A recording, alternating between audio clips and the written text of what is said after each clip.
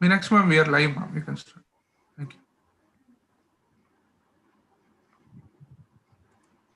The importance of speech and hearing cannot be stressed enough. The detrimental effects of disorders of speech, language, and hearing on one's life makes it imperative that we diagnose and treat these disorders at the earliest. But whom should you contact? You should contact your nearest qualified speech and language pathologist or audiologist for any issues related to that. Good evening. I'm Meenakshi Vadhera. I'm an audiologist and speech language pathologist. And on behalf of Speech and Hearing Association, our Indian Speech and Hearing Association, we welcome you all to yet another informative session on swallowing. This is in the series of our sessions that we are conducting on Speech and Hearing Awareness Annuals 2020.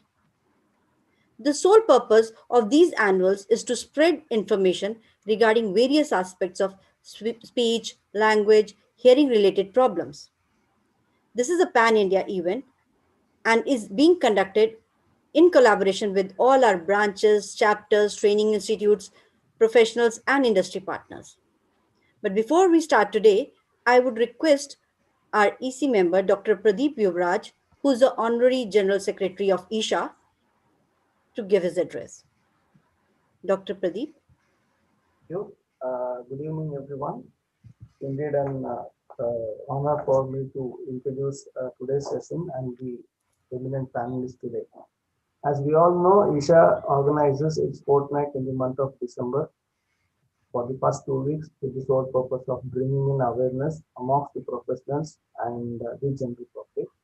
And this year, the licensing committee under the chairmanship of Mr. Jawar Naika and the coordinating committee, Mr. Meenakshi Vadekar, has gone one step further and they have 15 days seminar, which is first of its kind. So I thank them for their effort. And today is the seventh session, and as part of the speech and hearing annuals, and the topic today is going to be a multidisciplinary approach on swallow and issues, which has neurologists, head and neck surgeon, laryngologist, dietitian, and SLP.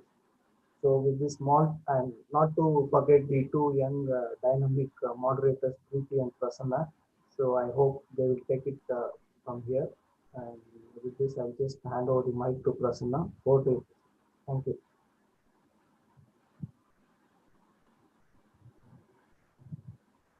I think your mic is still. Thank you, sir, for the kind words. So, as you all know, yesterday we had a very interesting sessions on benefits and policies for persons with disability. A very interactive session indeed. And but if you missed it, don't worry. You can still watch it on our YouTube channel, Isha Annuals.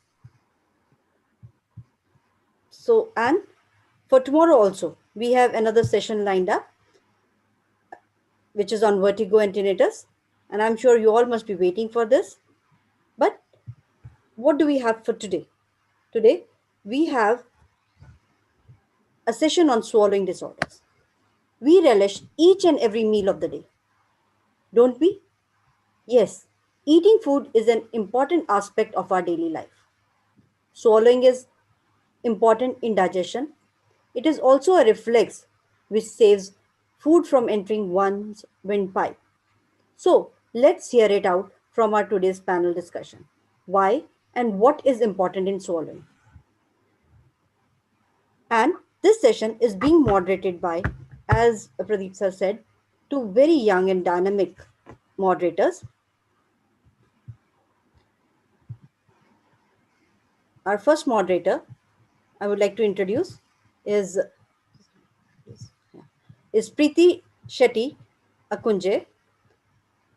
I, she is a research fellow at the Department of Speech Pathology and Audiology at NIMHANS. So don't go at her young age. She has a lot of achievements to her credit. And her area of interest is speech production, speech perception, neurocognition, swallowing, rehabilitation, and neuroplasticity.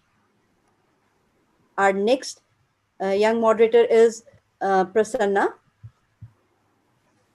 So he is also a speech and swallow specialist, but at HCG Hospital.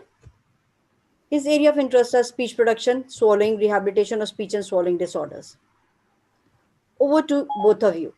Thank you. Thank you, ma'am, for a great introduction of me and Prasanna. On behalf of Prasanna, also I thank you. Good evening, everyone. Before we begin, I would like to thank President of Indian Speech and Hearing Association, Liaison Committee, and organizing team for giving us the opportunity to moderate this session on public awareness of swallowing rehabilitation. In order to raise awareness, Indian Speech and Hearing Association has hosted panel discussions with various topics. Through this panel discussion, our objective is to create awareness on various processes involved in diagnosis, care, and improving quality of life in individuals with swallowing disorders. Another objective here is to raise awareness on multidisciplinary team who treats patients with swallowing disorders.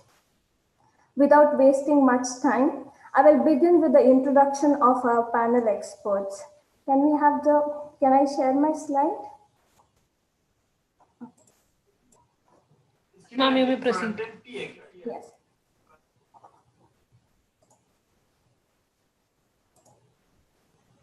Is it visible?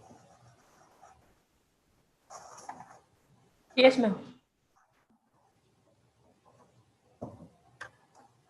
We have multidiscipline topic expert with us today. We would begin with our first panelist, Dr. Vidyadharan Shivakumar. He is a head and neck oncology surgeon at Apollo Proton Cancer Center, Chennai. He brings in immense experience and expertise in diglottology and rehabilitation of swallowing disorder. He has more than 10 years of experience.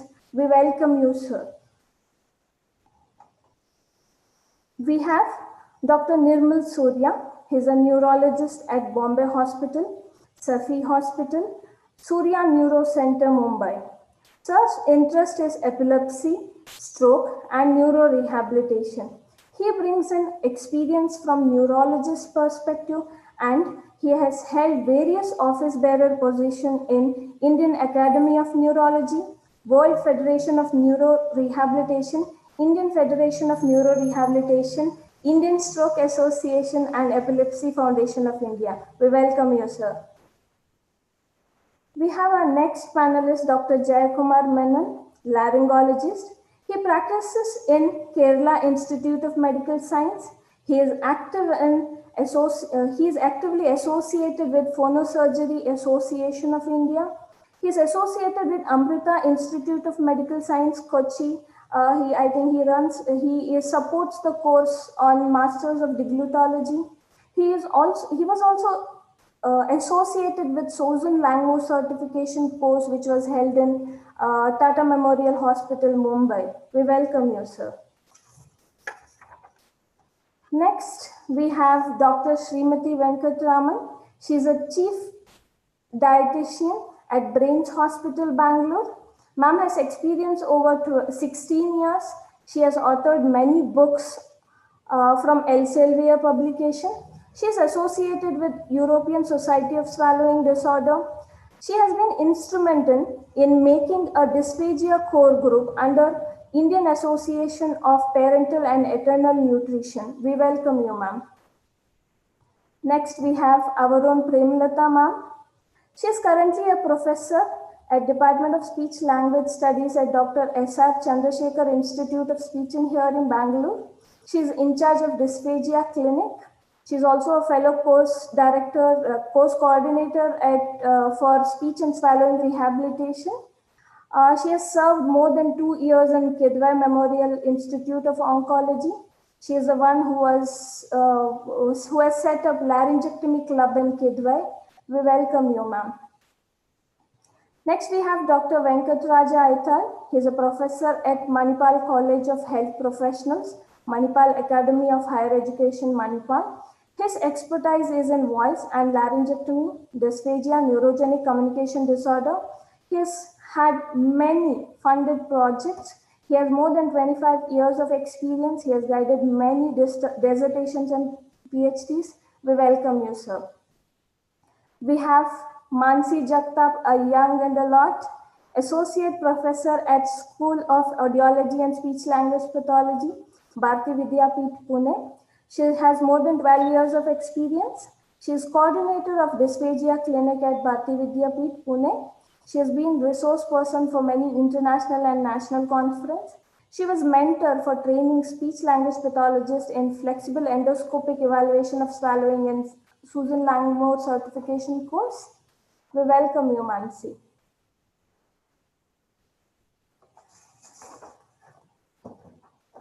So the points today, what we will be covering is on swallowing and nutrition. What are the pathophysiology that would be there? How can we help the patients? What are the treatment options available? Who are the multidisciplinary team we have? What would be the challenges, burden, and solutions for it? And we will hear out from a patient warrior and a caregiver. They will share their experience, and then we will take up audience questions. So before moving, I would like to sensitize all the audience since it is for a public awareness. We would be talking about phases of swallow, which means how the food is prepared and how it goes into the stomach. You can see it here. We would be talking about solid, semi-solid, puree, and liquids, which is mostly food consistencies. So if we say solid, for example, you have idli, chapati, you have semi-solid, which can be khichdi, it can be pongal, it can be bisibelebat, you have pureed of vegetable or fruits. If you say about liquid, it is more about water or juices. So we would also be talking about NG tube and G tube. NG tube is nothing but a tube which is from nose to stomach. This is all for nutrition. PEC tube is a tube which is attached to the stomach so that we give enough nutrition for the patients. Then we have tracheostoma or tracheostomy. This is a opening which is done for airway. We would also be talking about some of the assessment, which is fees, nothing but looking at the larynx, how it is for swallowing. We would talk about barium swallow test, where we have different consistencies of food. We mix barium and see how the food passes through. It's nothing but an X-ray which will help you to see how the food goes in. Next, we would be talking about cervical auscultation. This is to check how is the respiratory sound of a person when he is swallowing. So these are the basics A to Z which we would be talking today. So if we use these terms, these are the definitions of it. So my first question is to Dr. Srimati. We know we are talking about swallowing. So we have to see why is it so important? Ma'am, does food habit influence quality of life? If yes, how?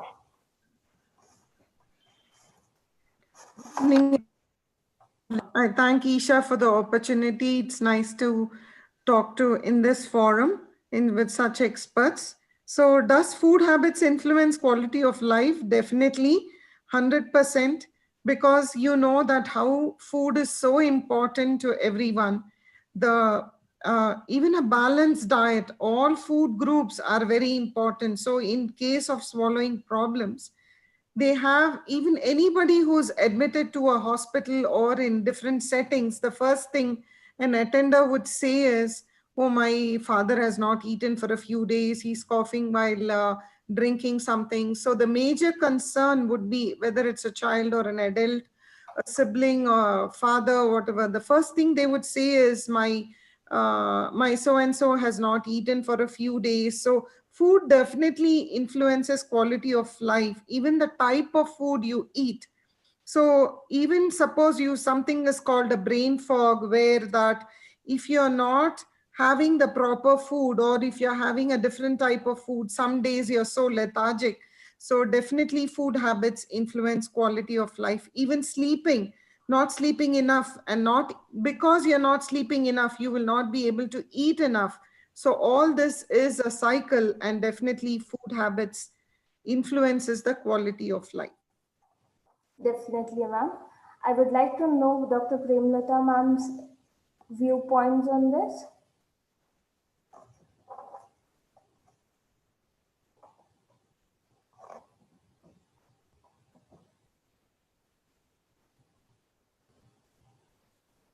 Ma'am, we can't hear you. Can you hear me now? Yes, ma'am. First, at the outset, I would like to thank Isha for giving this opportunity to me to be as a panelist in this, along with other extreme and well-read panelists, to be with them. Yes, I do agree that food habits influences quality of life. Yes, it does it. The food which we eat gives our body energy and a fuel which needs to function properly. If the body does not get the right food at the right time, our metabolic process will suffer, and thereby our health, there is a decline in our health status. It is essential to have a good food nutrition based on a healthy eating habits to enable one to stay healthy, active, and live a longer life. For most people, food is a cultural, not a nutritional. Okay, certain type of food may be considered liked and edible by one group of people, and certain people is inedible to other group of people. We always should keep in mind in connection with the cultural aspect that involved in food habits, that there are varieties of food which will give the same nutrition as others. Food habits are the among the oldest and most deeply accepted everyone's culture and cannot be changed. If it is changed, it will give a series of unexpected and unwelcome reactions. Food and food habits as a basic part of a culture serves as a focus of emotional associations and channel of life. Food habits synchronizes a higher degree of social intimacy and acceptance, thereby influencing the quality of life of an individual.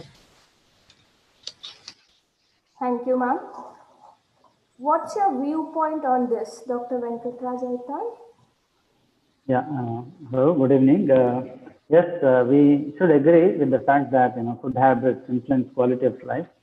Uh, uh, to add to all the experts, points, food is definitely always associated with different occasions. You take any festivals, whether it is Ganesh Chaturthi or Onam or Eid Milad, okay. So you have a specific type of food, and people would like to enjoy that. So definitely, when somebody is not able to be part of that, so then probably it will affect their quality of life. Definitely. So food is definitely a very important component uh, in all of us, and uh, probably even geriatric population, when they have such issues, we must have seen how they try to avoid certain food items because of their own deficiencies.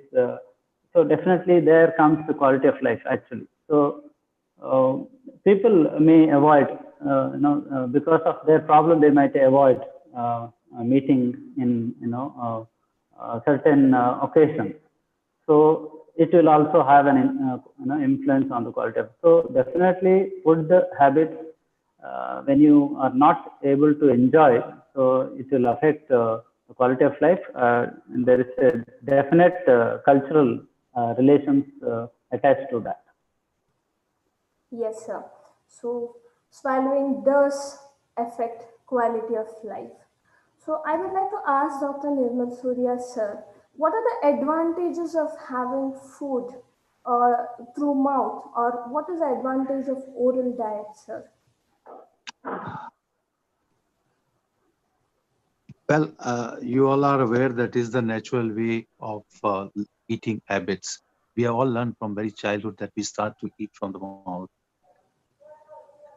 And the tongue, which has the taste buds, which excites the brain, your smell and the taste. These are the two important things which guided through the brain allow you.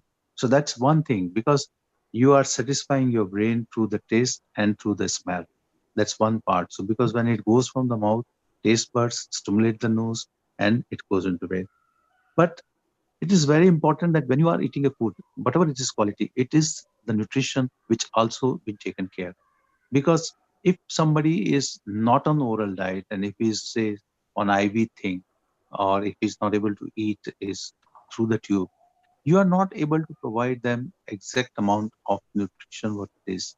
So oral food is very very important. That is the natural way. People will ask what you wearing or what you walk, how you do your things. That's a natural way, and therefore you need to follow the natural way which we have done. And that's it. Okay. We have clinical dietitian with us. So we would like to hear from you, ma'am, Srimati ma'am. Yeah, definitely. So, eating food is not just eating, it is so personal. As Sir said, the texture, the mouth feel, the aroma, and also the digestive enzymes in the oral cavity for carbohydrates, as you all know, the salivary amylase. So many things it's connected. Even just the smell of food makes you hungry. So, the oral satisfaction, the eating through the mouth definitely has a satisfaction. As you're all professionals, you know that just feeding through the peg tube, they might not have that much satisfaction. Even if you eat a few spoons, if they try to eat a few spoons, the satisfaction is immense. So there are a lot of factors which the texture you have, you like a particular food and a particular texture. For example, a pongal or a khichdi, you would like it to be moist and very soft. So each food has its own texture, and definitely it is related to the comfort food, as many people have different foods as comfort. The satiety, the mouth feel, the aroma, the smell, everything excites the senses, different senses. So eating through the mouth is definitely very important and gives a lot of immense satisfaction for eating it through orally. And food is definitely very personal, and each one eats in a different way, a different dish. So orally eating is definitely satisfactory. Yes, ma'am. So the oral diet can help us relish the smell, taste, and it is an integral part of our daily life. So my next question is: we are talking about food is important. If there is a problem with swallowing or eating, it can be an adult, it can be a child, or it can be an aged individual. When should an individual consult the experts, and what are the symptoms to watch out for? We would like to hear it from Dr. Vidyadharan. Good evening, everybody. I would like to thank Isha and the organizer of Isha Awareness Annual for this opportunity. With regarding to the question, when should an individual consult the experts when they have symptoms such as coughing or choking episodes during eating or while drinking, or when they have episodes of bringing up food back up and sometimes through the mouth or through the nose, like called a regurgitation, or sometimes sensation of food being stuck in the back of the throat. These are the symptoms they're usually present with. Some other type of symptoms would be unable to chew food properly, or sometimes problems with swallowing certain types of foodstuffs or liquid. It could be an acute change, like suddenly one day they're not able to drink liquids and they keep coughing, or it could be a gradual change where they start avoiding one particular foodstuff. So these are the symptoms we can look for. Any healthcare professional can look for these symptoms. Coughing and choking are also very frequent. Okay. Dr. Venkatraj Aital, sir, what do you think? What should we look out for? What's the red flags that we Yeah, generally, as Dr. Vidya mentioned, they will have choking or coughing symptoms and sometimes pain in the throat while swallowing or burning sensation in the chest. Probably, they might have a feeling of obstruction in the throat. And especially when it comes to, can you hear me? Is there Yes, a,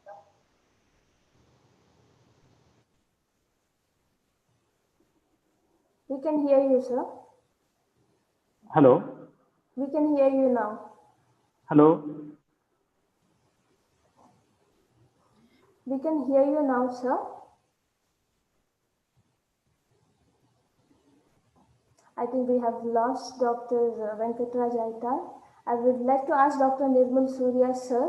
What's your experience and what are the symptoms that you have come across? Hello. So I, as a neurologist, will get the patient not simply the swallowing disorder. They will come with neurological complications, and then we need to look into that. There may be patient with stroke, there may be patient with myasthenia, there may be patient with cranial nerve palsy. So depending on their lesion or pathology, the patient may just come with inability to swallow anything. They put water and it just doesn't go down. Other time there may be patient who wanted to swallow and that comes out from the nose. There may be patient with partial paralysis on one of the side with stroke. They may have difficulty in swallowing, and when they swallow, they are coughing or they are having breathing difficulty. So if there is a patient who has no asthma, and if still sees he is wheezing, then it probably is getting aspiration.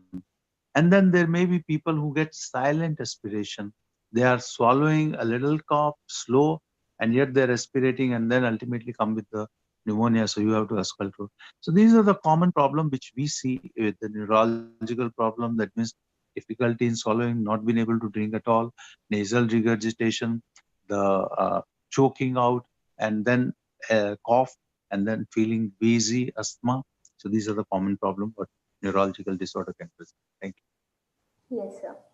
So you'll have to watch out for weight loss, you'll have to watch out for choking, coughing, nasal regurgitation, which is nothing but if you drink or eat, it comes out through the nose. You'll have to look for pain in the throat. You have to look for many other symptoms to consult an expert. So if you find any of these symptoms, please consult one. My next question is to Dr. Jayakumar Menon. You're talking about specialists, you have to reach experts. Who are the experts to consult when there is a swallowing difficulties? Good evening. You can hear me now? Yes, sir. Thank you for being part of this panel on a topic which is very close to my heart. Thank you for that. Yeah, we all obviously know that it is the first person who come across is the primary care physician. So it may be a neurologist, it may be a head and neck surgeon, it may be a pediatrician, it may be a geriatrist, because they are the people usually refer to the people. So they themselves, if they have some idea, some concept about the swallowing disorder, it will be great, because then the treatment become easier. But the real treating people are either the ENT surgeon, laryngologist, or the speech and language pathologist. I believe that it is rather than telling very clearly that you should go to the speech pathologist or the swallowing pathologist or to the ENT surgeon laryngologist, I will differ a little bit differently. It actually means who is experienced in this. Like that, there was in thyroidectomy, there was a riddle. Who should do ENT head and neck surgeon or general surgeon? Doesn't matter. Whoever is qualified to do. So that is the answer. So I will tell the four scenario. The ideal scenario is that where both the ENT surgeon or the laryngologist and the swallowing pathologist are experienced in, I will refer. They are the people who should ideally identify the condition, do the preliminary investigation, and only if needed for instrumental evaluation, refer to the condition. But the scenario 2, where the swallowing or the speech pathologist is not experienced in the field and the ENT surgeon is somewhat experienced, then that patient should be referred to the ENT surgeon. Third scenario, ENT surgeon doesn't have any idea about the swallowing disorders, but the swallowing pathologist and the speech pathologist is familiar with that. Obviously that should go to the swallowing pathologist. Fourth scenario, where neither the ENT surgeon nor the speech pathologist is not at all aware of the swallowing condition, then refer to somebody.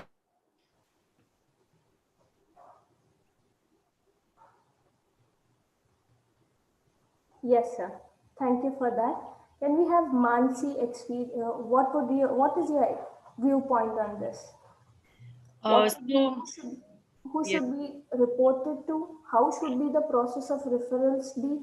What are the qualifications required for it? Sir has given different scenarios, but we would like to hear from you also. Thank you so much, Ms. Shetty. At the outset, I would like to thank Isha for this opportunity to serve as a panelist on this esteemed platform. So I agree with what Menon sir said, because swallowing is something which could lead to life-threatening consequences. So an experience in the field of swallowing with respect to treatment or assessment is very, very vital. And yes, we do get referrals from a myriad of fields. It could involve a plastic surgeon, it could involve a pediatric surgeon. We do see cases of tracheoesophageal fistulas in neonates also. We also do get referrals from head neck surgeons, from neurologists, from neurosurgeons. So I think the multidisciplinary team is ideal for management of a swallowing difficulty. However, in some cases where Botox is required or where a cricopharyngeal myotomy is required, then in those cases, a ENT surgeon, a laryngologist would be the ideal person to refer to.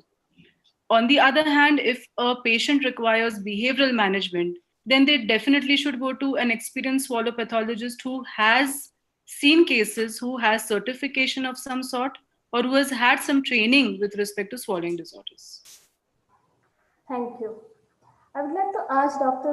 Venkatraj Aital if he has anything to say on this. Yeah, it's very true that one needs to see the expert.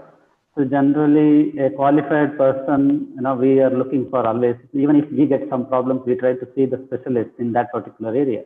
So obviously, when a person is qualified, he will definitely aware of very important roles of different professionals. So referral also becomes very clear and very perfect when it comes to the factor of giving benefit to the patient.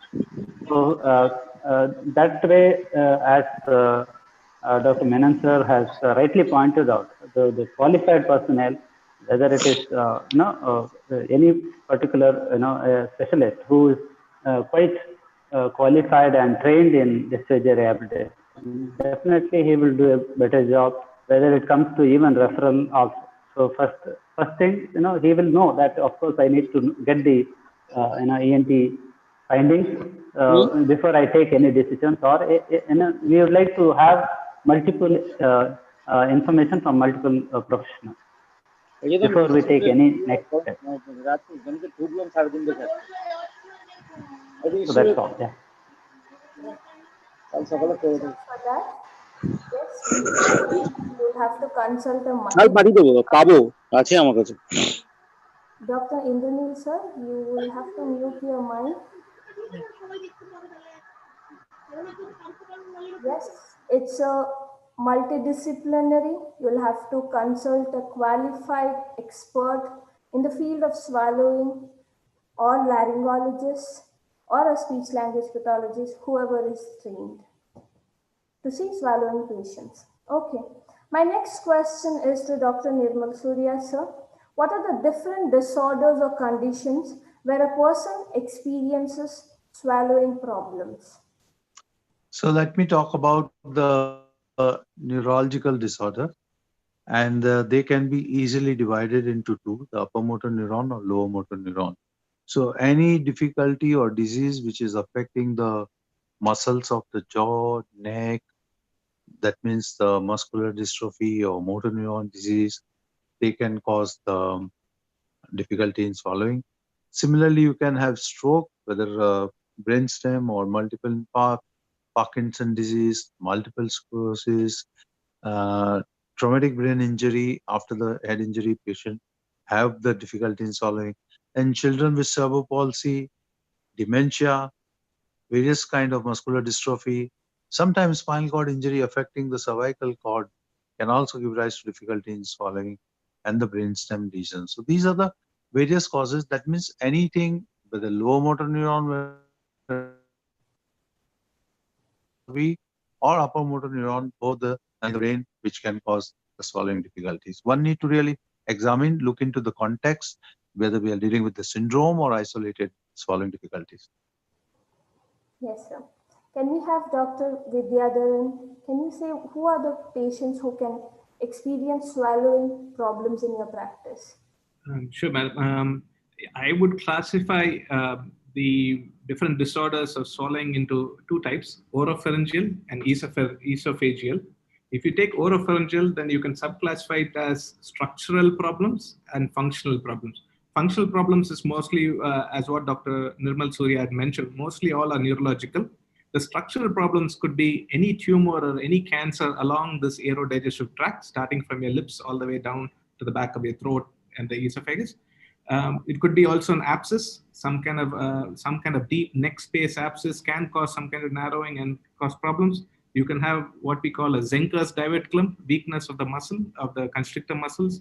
We can have osteophytes, that is the vertebral body, a bit of extra bone coming out and causing a luminal obstruction. Surgical are even surgeries around that tract also can cause problems, iatrogenic problems. And when you come to esophageal, you still have the same. You have ulcer, strictures due to peptic ulcer, vascular rings, post-cricoid web, diverticulosis, idiopathic esophageal spasm. I'm sure the gastroenterologist will list out a lot of causes. So from the lips down to the stomach, there are multiple structural and functional problems we can encounter. They can cause different types of dysphagia. Thank you, sir. Dr. Jayakumar Menon, who are the patients you see with swallowing disorders? Yeah, I think say 80% of the patients are actually belong to the two group. The neurodysphagia group, the neurodeglutology group, and second is, as Vidya has told about the head and maybe from the radiation, maybe from the chemotherapy, maybe from the surgery. So these are the two major groups which form the chunk of swallowing patients in a swallowing clinic. Of course, there will be other conditions like connective tissue disorders like scleroderma. That kind of disease also can create problem. Then osteophytes he told. Then two other groups where people may not be that noticed frequently. One is the pediatric and neonatal dysphagia group.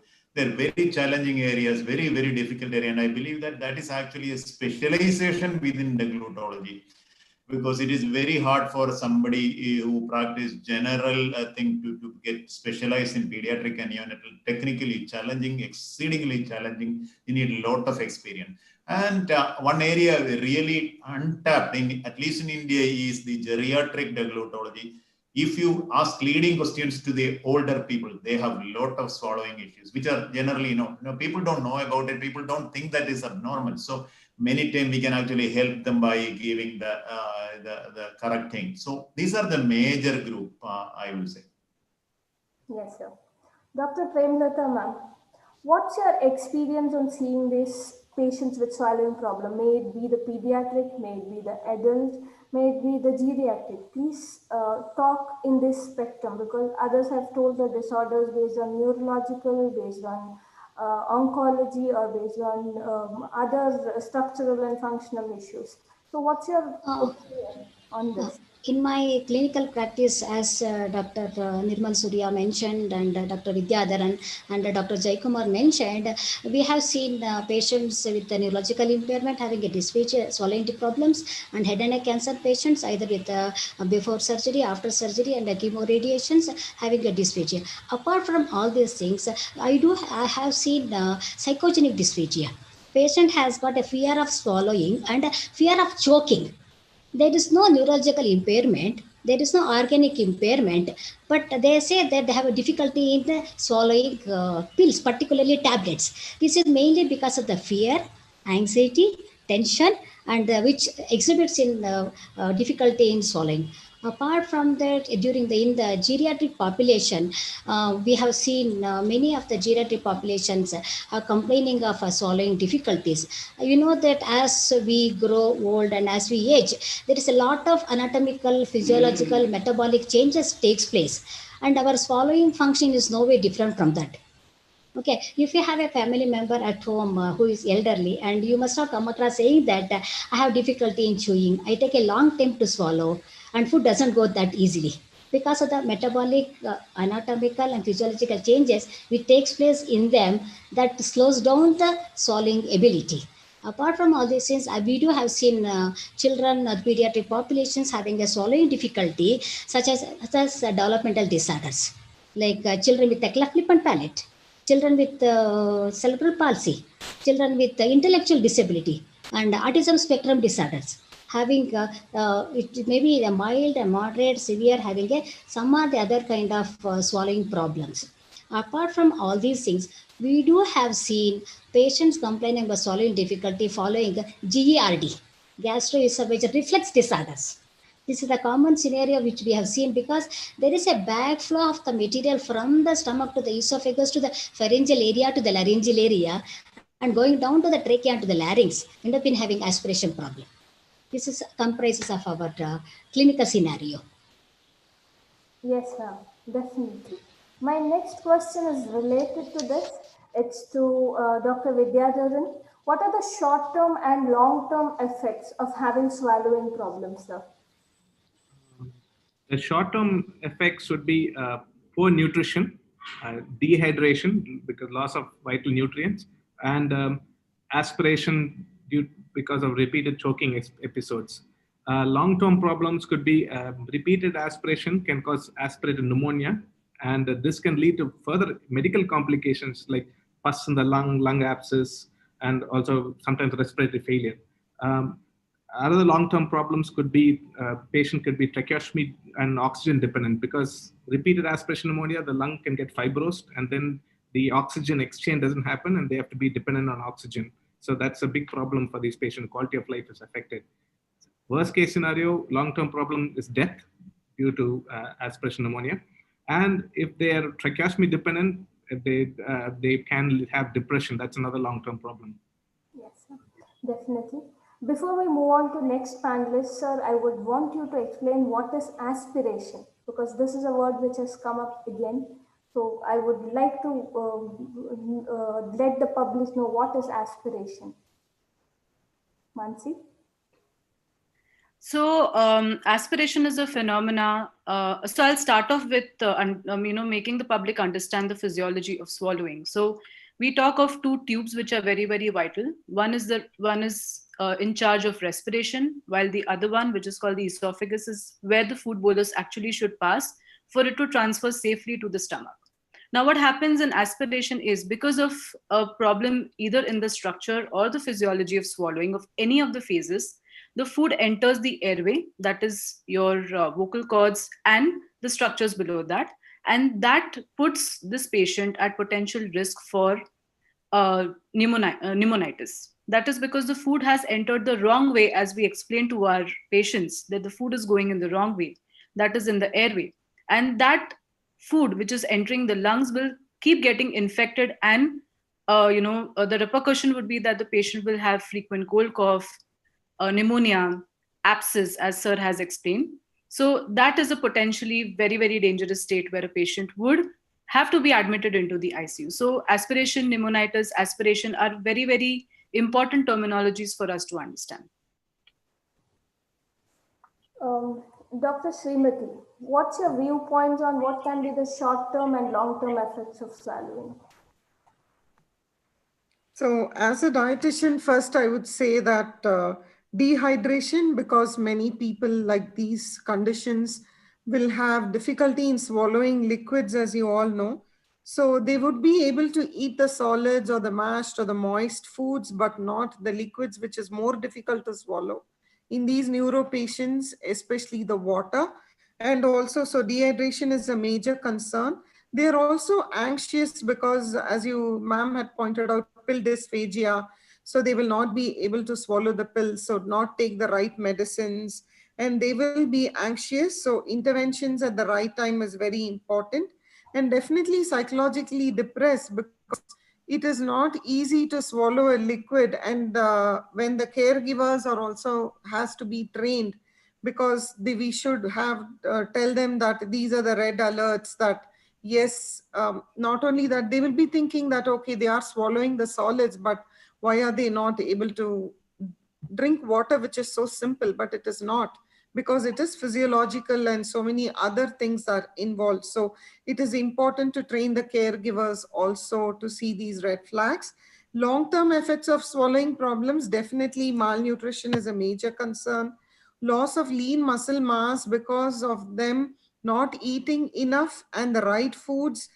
and also catabolism because of these disease conditions. They will have lot of loss of lean muscle mass and degradation of the muscle. Because it is long term, they will be bedridden, psychologically affected, depressed, anxious. So there will be pressure sores, bed sores. So though we say that we need to have more protein, it is very difficult for them to do it.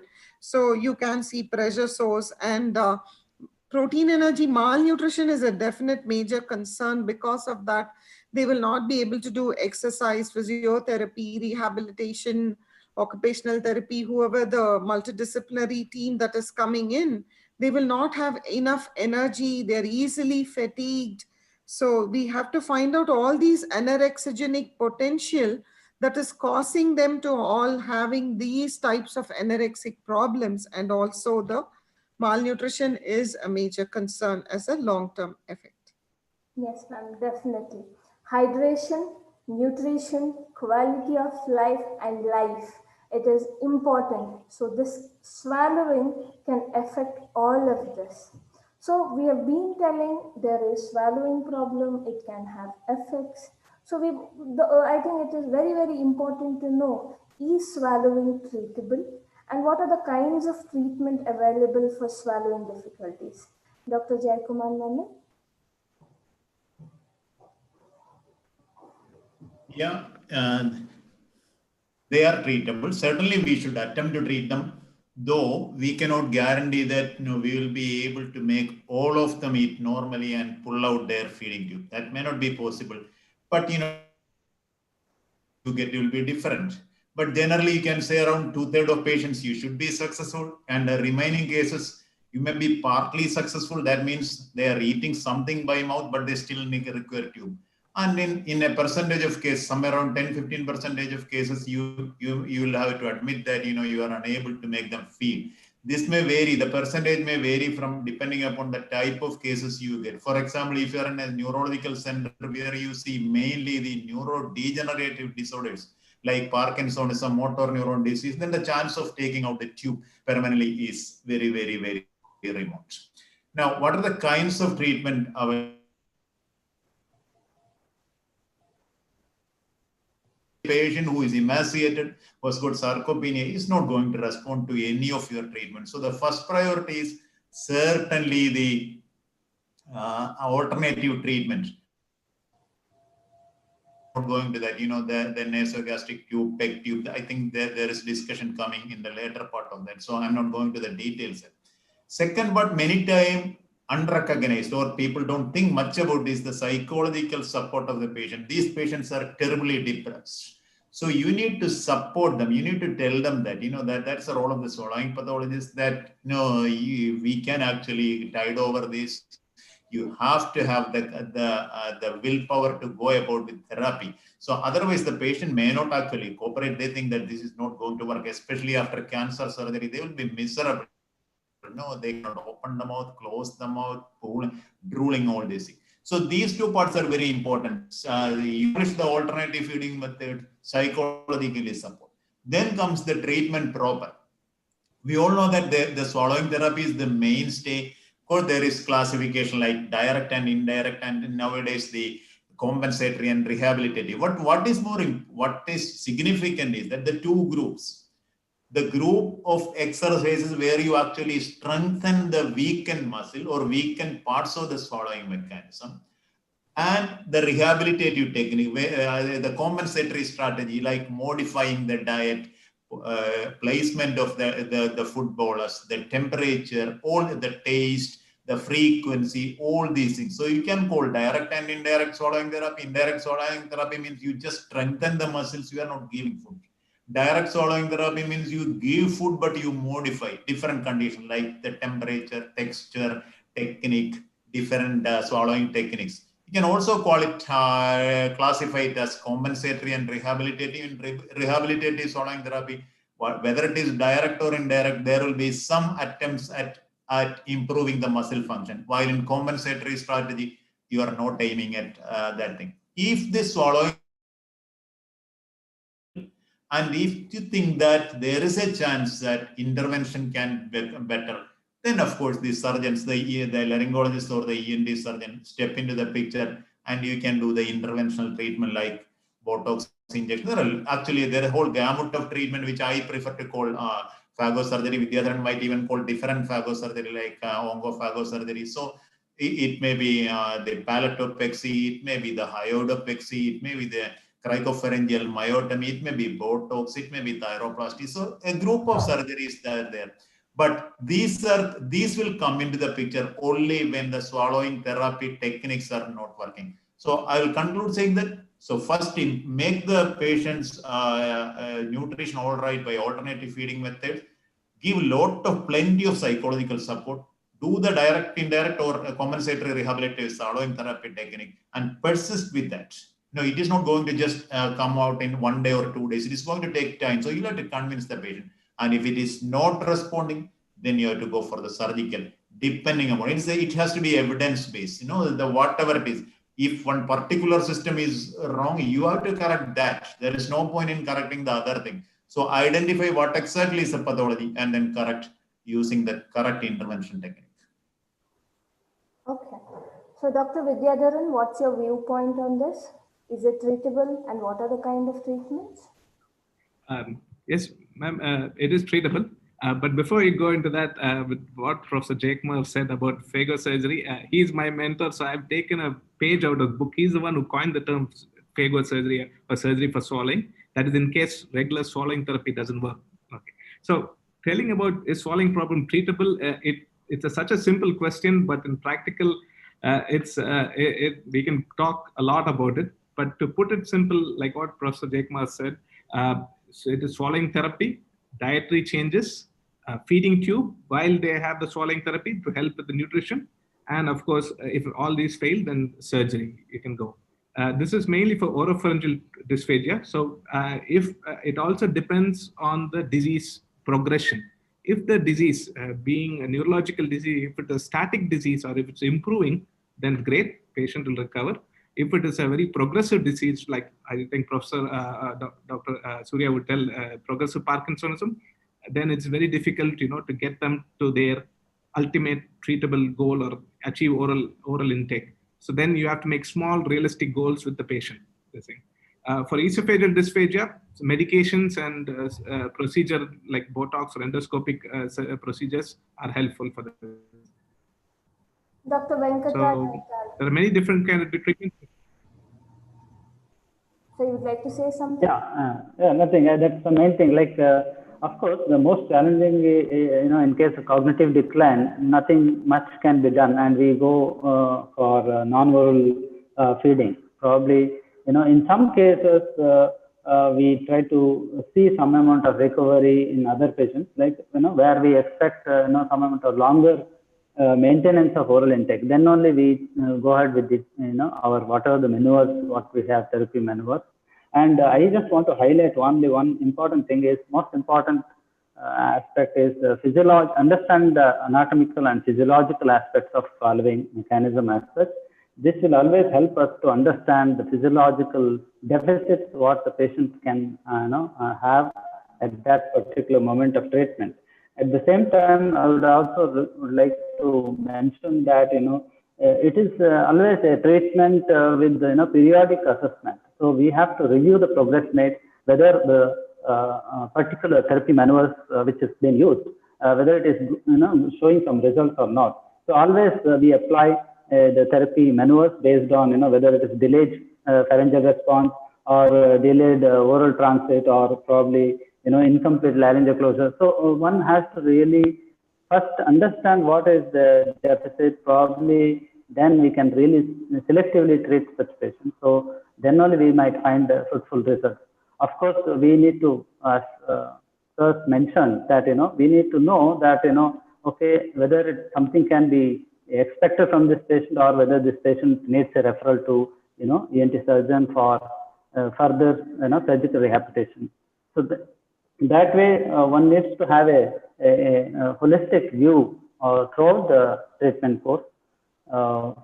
I would like to mention even the prophylactic approach, what is coming up now, during the radiation therapy itself, one needs to use this mechanism Otherwise, they say, use it or lose it. So we need to try to develop that also, especially during radiation treatment. Uh, though they come out with a lot of other swallowing deficits, as Dr. Menon sir mentioned. Thank you. Yes, sir. So, the swallowing problem is treatable. There are direct therapies, indirect therapies, there is surgical modifications. There is something which is coming up that's also neuromuscular electrical stimulation. I've seen a lot of research saying that it is useful, but it depends on what works for each person and it has to be chosen based on their symptoms. So, my next question is, so why do we insert and when do we insert a nasogastric and PEG tube? So this question is to Dr. Premlata. I'm going to answer this question as a speech pathologist. First, let me tell you about what is a feeding tube. It's a medical device which is used to bypass chewing and swallowing in a patient's who have got swallowing difficulties. A nasogastric tube is also called as a Rayleigh's tube. Is 105 centimeter long, which is it can be a polythene or it can be a silicon. Pass through either a right or a left nostrils. It will go to the esophagus. It will go to the stomach. Whereas a PEG is a percutaneous endoscopic gastrostomy tube. It's a endoscopic medical procedure in which a tube is passed into the patient's stomach through the abdominal wall. Either the nasogastric tube or PEG tube is used or inserted for two purposes. One is either is a feeding purpose or is a drainage purpose, or it can be a prophylactic or it can be a therapeutic. For example, let me start with the feeding purpose. We know that individuals with swallowing difficulties will have they have find it difficulty to take by mouth, and they have inadequate nutrition and lack of calories intake is there, and that entire thing results in weakened general conditions. In order to maintain their nutritional value, nutritional support, and have a sufficient quantity of calories, either a nasogastric tube or a percutaneous gastrostomy tube is introduced. There are some patients who have got, like for example, in terms of a therapeutic, patients have undergone extensive resection of the oral cavity structures due to the involvement of the structure by the cancerous growth. For example, extended supraglottic laryngectomy or gastric pull-up or extensive dissection. Patients will have a severe aspiration and which is causing aspiration pneumonia. As a therapeutic method, either the PEG tube or an nasogastric tube is introduced as an anti-aspiration technique.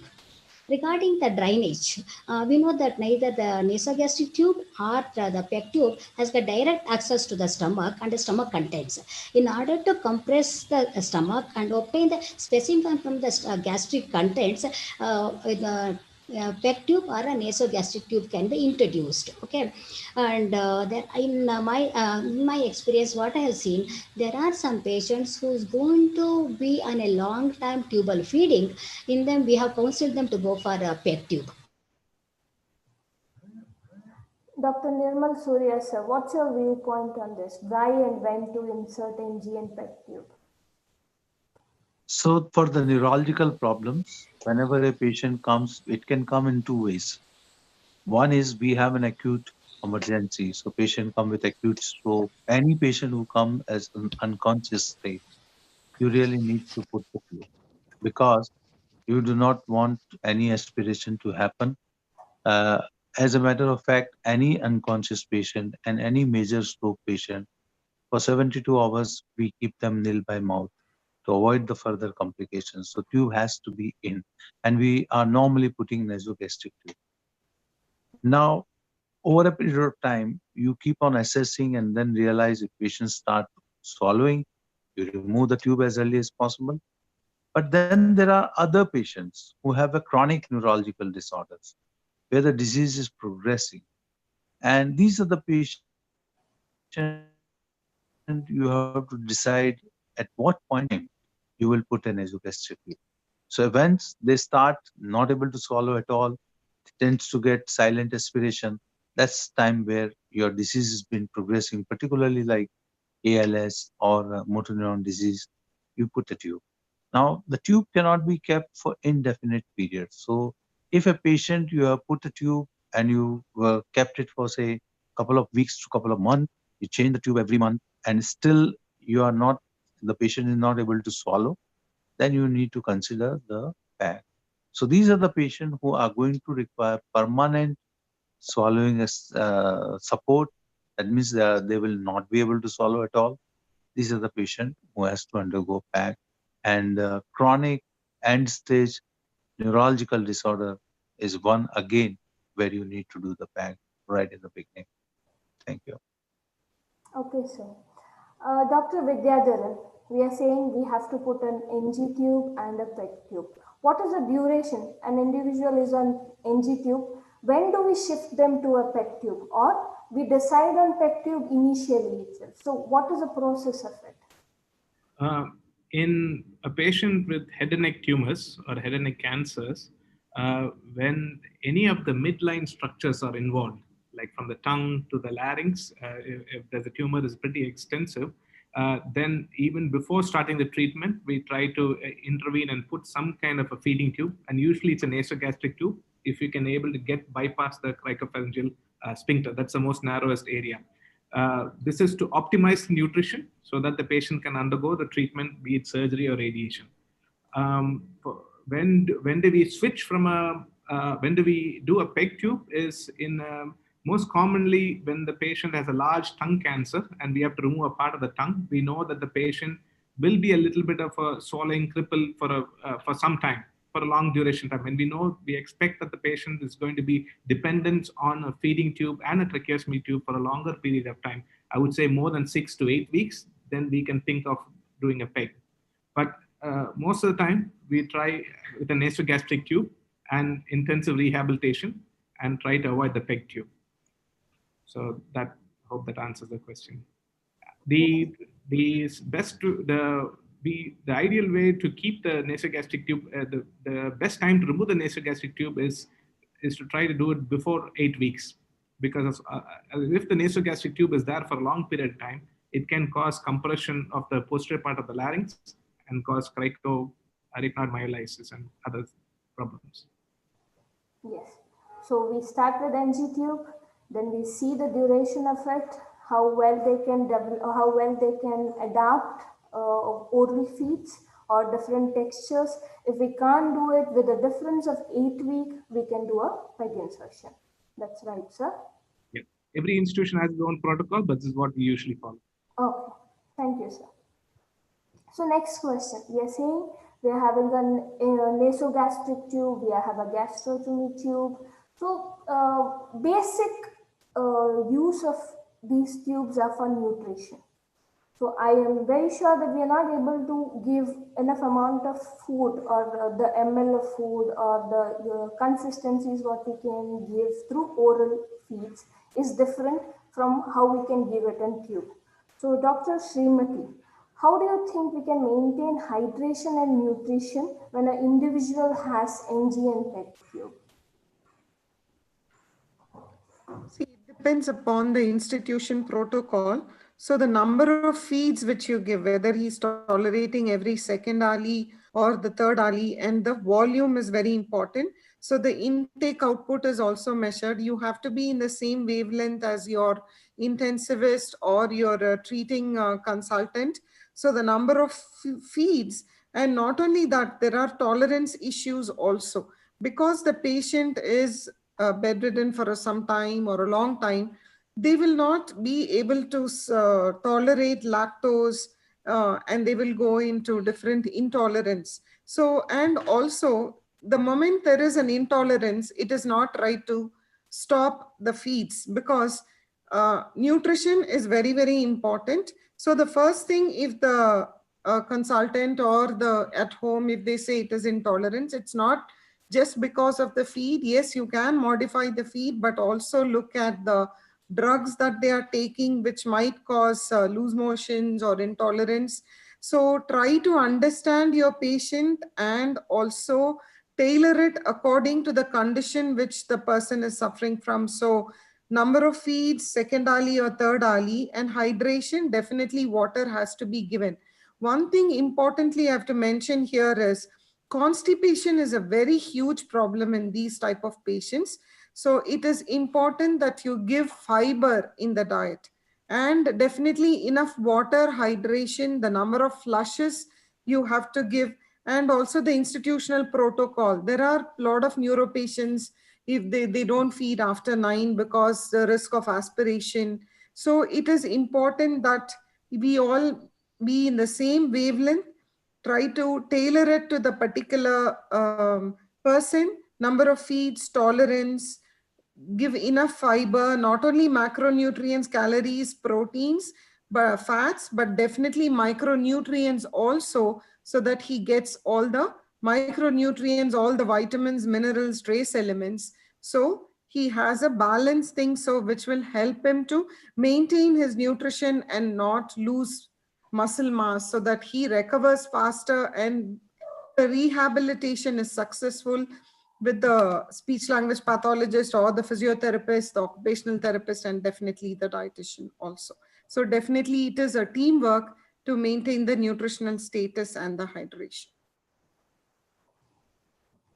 So we are talking about nutrition. So with when to take off the NG tube and peg, we have already talked about. How to determine how can we take off the NG and peg tube? Dr. Jayakumar Menon. Yeah, there are actually flow charts, to say that how you should start with different consistency and then. But I will generally say that to sum up, there are a few conditions which has to be satisfied. If the patient is taking more than 2/3 of the total intake orally and is progressing, that means it is not static, he is getting day by day better. If he is taking he or she is taking 2/3 of the total intake orally, then that patient is actually going in the right direction. But you also have to make sure that patient is not having any aspiration. So no history of recent aspiration, pneumonia or bronchitis. That is another important thing. Third is that patient is well hydrated. Some patient may be able to take the solid, but liquids are not there. So that has to be taken into consideration. Patient shouldn't be losing weight. That's four. And finally, the fifth thing is that some patient, they will be taking all these things, but they are unable to take the medicines, tablet. That may be a problem, especially for those patients who have got this neurological illness. They are taking the anti-epileptic drugs and all the anti-seizure drugs. So that also has to be taken into consideration. If they are unable to take the tablet, then we'll have to keep the tube even though he is taking the tube. So generally, I will say that if patient is taking more than 2/3 of the total intake orally and progressing, adequate hydration is there. There is no evidence of recent bronchitis or pneumonia. Patient is not losing weight and patient is able to take oral tablets, then he or she is fit for the removal of the tube. Mansi, what's your point on this? So when we talk about swallowing intervention, we need to keep two very vital points in mind. Number one is the swallow efficiency, that is the amount of food which safely reaches the stomach. And secondly, ensuring safe swallow. That means the minimum amount of food entering the lungs. So when both these criteria are satisfied in a patient, like a patient has reduced coughing bouts or the patient has increased or gain in weight, that would be the point where I would want to remove his NGT or a PEG tube. What is very important out here is that our instrumental assessment procedures like flexible endoscope and modified barium swallow serve as very important and very informative tools to determine the quantifying the amount of aspiration the patient is having. And of course, weight gain is one very important predictor of when the patient can be off the NG tube. Having said that, there are going to be conditions like extensive oral resection or extensive laryngeal resection or patients with neurodegenerative diseases like dementia or ALS. So that also is going to be an important factor which will help an SLP to understand the physiology and where the progression of the disease or the progress of swallowing therapy and intervention is going. So that also will give us a very important predictor as to whether this XYZ patient can be off PEG tube, can be off NG tube or has to continue on tube feeding. Dr. Venkatraj Aital, do you want to add something to this? I think most of the points covered. So probably FOIS, that is functional oral intake scale, also might give some clue also if we take up all the above said points.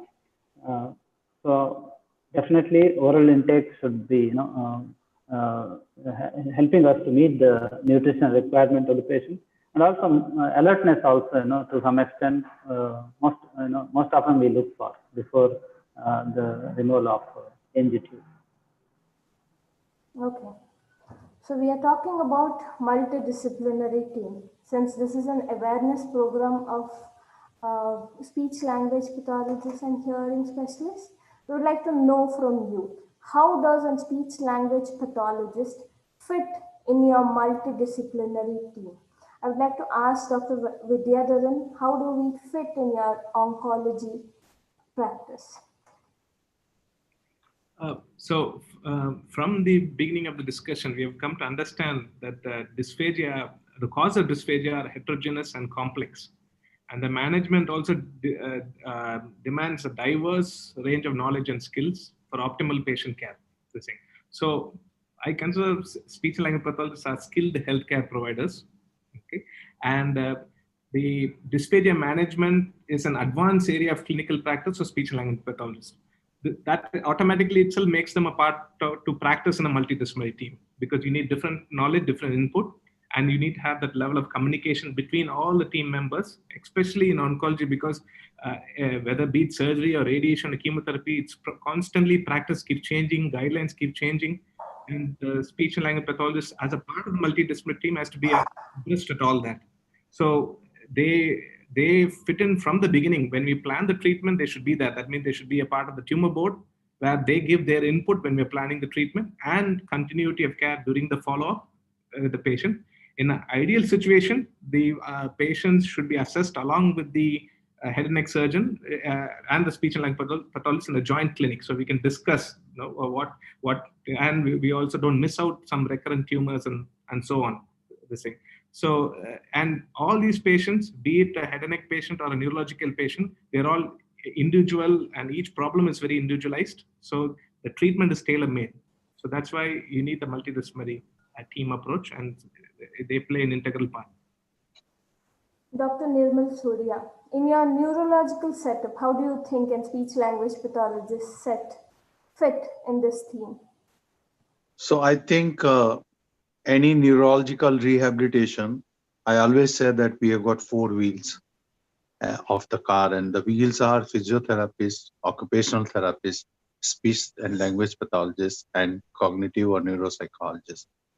So we need all the four people. And as a matter of fact, my all acute stroke patient or traumatic brain injury patient, they are initially assessed on day one by my resident, who is also trained to do the BYL-Nair scale of assessment for swallowing.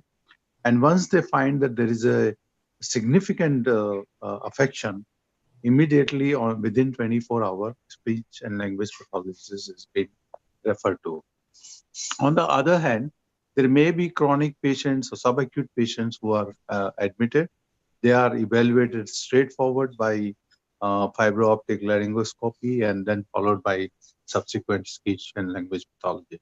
So depending on the symptoms, depending on the assessment by my neurologist, the resident, we go forward. But as a matter of fact, our multidisciplinary team has four wheels, and they are physio, OT, speech therapist, and cognitive therapy. So these are the four people which work together. Yes, sir. Dr. Jayakumar Menon. Yeah, they're very important, no doubt about that, because we have seen that ideally they are the people who should first see the patient, do the bedside evaluation, and then only refer if needed for an instrumental evaluation. And in my idea, and actually in my team, they actually do the instrumental evaluation too. That is what I believe. They have to do, they have to be trained in flexible endoscopic evaluation of swallowing, as well as video fluoroscopic swallowing assessment. then they are the mainstay, the cornerstone in the treatment. So swallowing therapy is to be given by them. And because it needs a lot of patience, perseverance, continuous treatment. So they are very, very important. But where I differ is that I don't like the concept of generalization. I have been always an advocate of super specialization. I believe that this is going to go away. There is no SLP in swallowing. The really it should be actually VSP. That is, first logical step will be a person who specializes in voice and swallowing therapy. There is no question of somebody who does speech therapy, language therapy, voice therapy, swallowing therapy, cough therapy. I think it is not going to. It's a full-time job. So somebody who has to specialize in this area, they have to actually. I think the logical step will be somebody who specializes from SLP, who has got a degree, postgraduate degree or degree. They specialize mainly in the voice and swallowing, so they can concentrate on the larynx much better. Their concept become better. Their therapy results will certainly become better. The next stage will be they become capital S, small WP. So that is a swallowing pathologist alone. I want a swallowing pathologist. I don't want somebody who does everything, like the speech and language. In my team, I really want a swallowing pathologist who specializes continuously on swallowing therapy. And I'm sure that when somebody does one thing 5 days, that result is going to be certainly better. Already there are people like, I think Mansi does mainly the swallowing. So there are a lot of people. That is a good sign. That is the change I want. So first change, it may be too drastic to ask for straight away swallowing therapy people, even though Amrita gives such course. But I think a logical step will be somebody who specializes in voice and swallowing first. And then if they feel comfortable and happy, they should go for a swallowing therapy alone. Yes, sir. Dr. Srimati, what's your viewpoint on this? How do we fit? Yeah, definitely some roles overlap. So the SLPs are the first person who's going to assess and then tell us that yes, he can start. And then we try to give them texture modified diets. So some roles overlap in the sense we are all should be in the same wavelength. So the SLPs should also know, or the swallowing therapist, as the doctor pointed out, should know about the dysphagia diets. It is not just to say liquids or nectar thick. We have to be very specific, because even inside a state, every 100 kilometers, there is a different cuisine in our country, which is our strength because of our multicultural and multilingual. So what I say in the south is pongal can be khichdi in the north. So, and the way of preparing, the texture, the consistency, how it is, how it tastes, all that matters to the patient. So the dysphagia diets, both the swallowing therapist and the dietitian should also understand. So the mealtime observations, how they are swallowing. When I work with my swallow therapist, I also stand there when he or she is trying to give them that particular consistency. So I will know what is going. So that can also be communicated to the FNB team. So we are all as one team where we speak the same language about dysphagia diets, and then we know that depending upon the mealtime observation, the correct consistency has to be given. So definitely SLPs play a major role in communicating to the dietitian what type of diet, so we understand the same consistency, the texture, and also address the nutrition of the patient in a successful way. Yes, definitely. We are a team. Specialized training is required to see any patient with swallowing disorders. Moving on to the next question.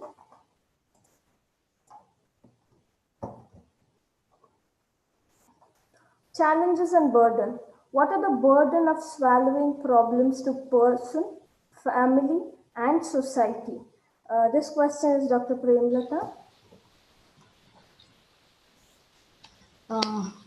We know that the inability to eat and drink is not an acceptable way of living. So dysphagia, which is a disorder which has a negative influence on the person's life. They need to modify the entire day-to-day activities in order to accommodate their swallowing problems. Okay, there are two things happens to the individuals. The kind of a burden they are going to face is that reduced social interaction during the mealtime, Another is that loss of independence. Okay, and they need to make their meals very comfortable to eat, and they don't choke in front of others. They have to take a small sip of liquids in front of others, particularly when they have the relatives or a guest at home. They need to make it in such a way that is they don't choke, or it becomes an embarrassing situation to the person. As far as a family is concerned, family burden is going to be the major issues. Families have to think twice when they want to prepare the food. Two different type of meals, one for them, one for the patient. If the patient is on the Rayleigh's tube or any kind of tube, they need to make a different, entirely different kind of consistency, so that they can maintain the nutritional support. That the family burden we're going to call as a third party disability, which is going to be faced by the families. Another thing is that the financial cost or expenditures involved in the treatment, that is a big burden to the family in terms of assessment and management, taking to the paratherapy and getting them admitted, make them to do all kind of exercises, and the cost involved in that is a major issues in the family, which is going to be considered as a burden. As well as the society is concerned, the cost is involved to take care of the individual patient by the society is the most important thing. Yes, ma'am. Dr. Nirmal Surya, what's your viewpoint on this? So for neurological problems with swallowing or dysphagia, fortunately, it is not a major issue of all the neurological problems. There are maybe 1 to 2% patients who present to us comes with speech and swallowing difficulty. Now, for the patient, what patient we get normally is acute stroke. They are very restless, irritable, or with the hypoxia or with the meningitis. The first problem is patient don't like the tube and they keep on removing the tube. And that's a real difficulty because they has to be put back again and then there's a repeated trauma. So sometimes that is a problem. So there may be a poor cooperation or support from the patient. Long-term patient tolerate, particularly like Wallenberg syndrome, but then family has to take care that they get a feeding done regularly. They know what sort of feeding is to be given. So dietitian has to explain them if they have to make this, which has to fit into the tube properly, how to feed. Every 2 hourly, there may be somebody has to be deputed. And that society also, because people don't like walking around with the tube. So these are the real problem. But we had some of the patients who have carried on with the nasogastric tube for long period of time. So neurological cases, chronic neurological problem, there is a problem. Acute neurological problem, there's also a problem, and we need to deal them as per the case may be. Yes, sir. Dr. Jayakumar Menon, what's your opinion on this? Yeah, I think Premalata madam has told a complete picture. You know, that all the burden the patient and the bystander and the family is experiencing. She has put it so succinctly. I don't think I need to add anything, but I just want to tell that as a person who just do laryngology alone, that larynx has got the three part: the airway disease, the voice disease, and the swallowing disease. I know from my personal experience, people in whom you have retrieved their voice, their ability to speak, they are very thankful to you, no doubt. And airway, in people who you have done surgery and removed the tracheostomy, they are also very thankful to you. But it is nothing when compared to the thankfulness of the patient in whom you have retrieved the ability to eat and drink. They just think you like, they are like your family member. They will involve you in everywhere. I'll put the other way around, in like a childhood story, that suppose a patient has got lost all the functions of the larynx, the voice, the airway, and the swallowing. And like in our childhood stories, God appears in front of him and asks, look, I will retrieve one function. Which one you want? I'm sure that 99% of the patient will say that, forget about my voice. I don't want to talk. Forget about this tube. I am ready to wear, but please let me eat and drink just like anybody else. I think that is important. I think so important. I cannot put more than that. Thank you. Yes, sir. So, is swallowing problem identified as disability? My next question is to Dr. Nirmal Surya.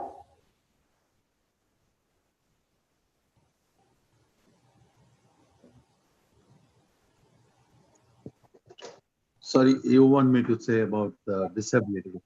Yes. So isolated, see, our assessment of disability in neurological problem is in total. We very rarely get a patient with a simple swallowing disturbance. And that's only is Wallenberg syndrome, where patient has mild motor symptom and he has recovered. So yes, if you have a patient with a stroke with only swallowing difficulty, it is a disability and it is been included in the disability, but along with the stroke.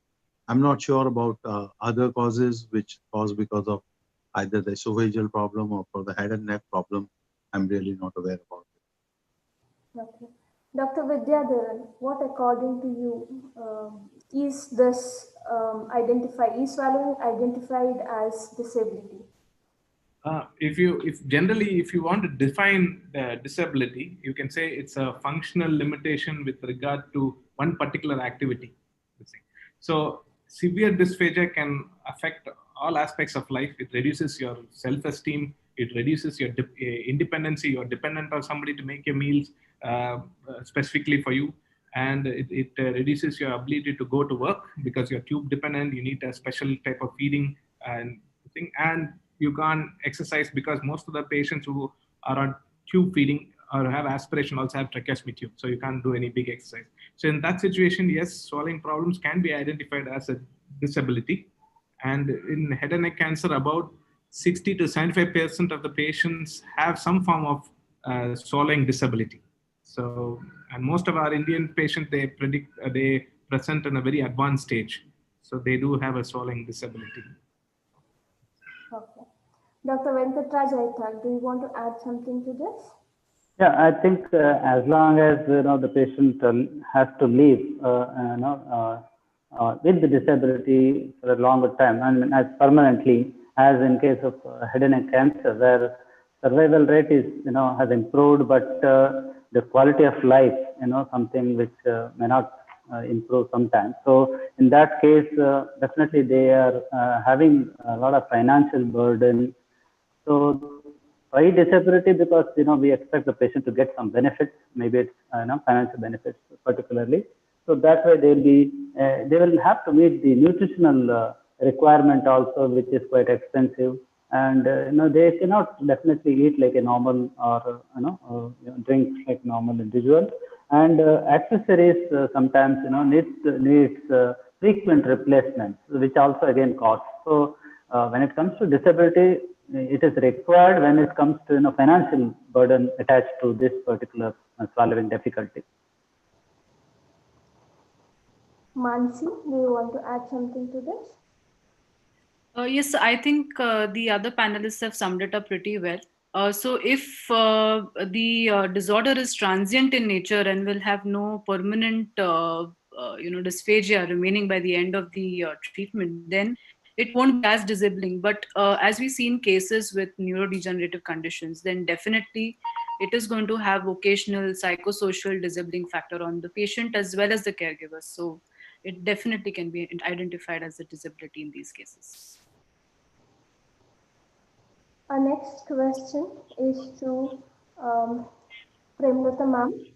What is the role of family in rehabilitation of persons with swallowing disorders? Family members play a major role and a very important role in the management of persons with swallowing disorders. Okay, the active involvement of the family is very much required in all aspects of dysphagia intervention.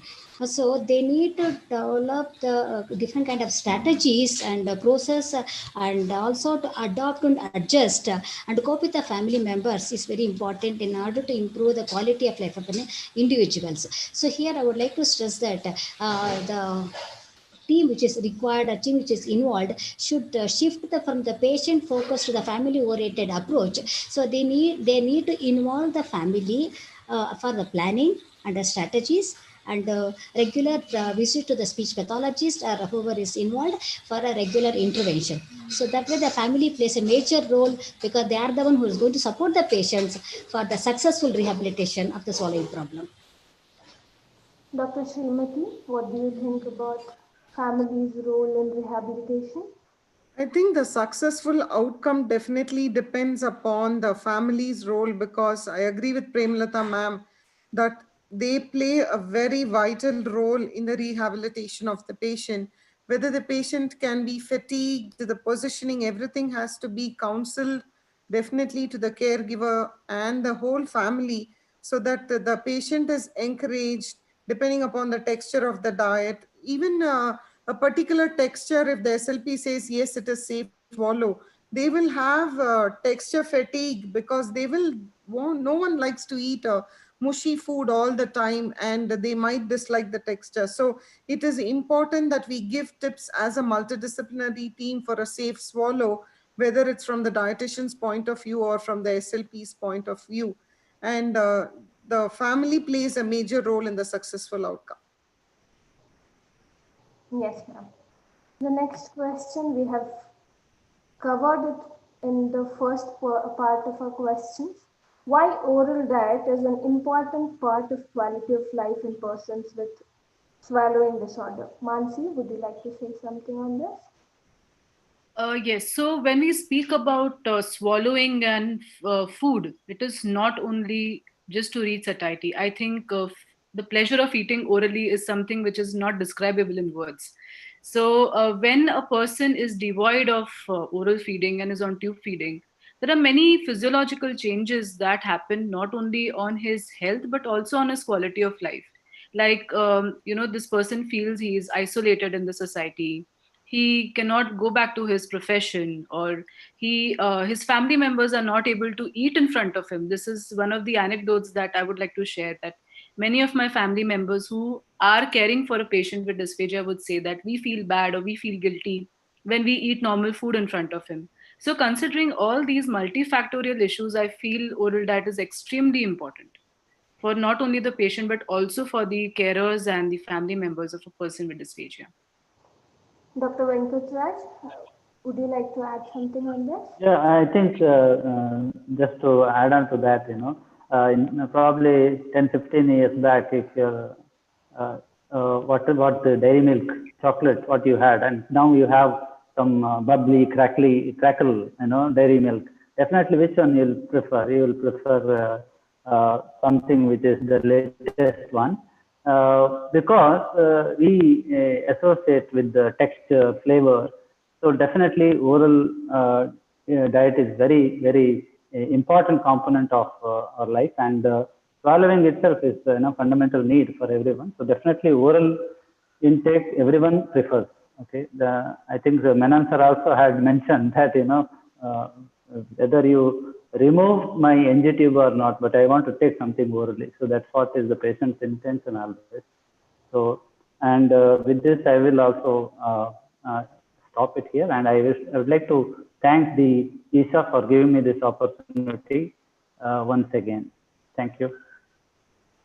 Dr. Jaikumar Menon, what's your viewpoint on quality of life? I think it all has been told by Mansi and everybody. Nothing much to add.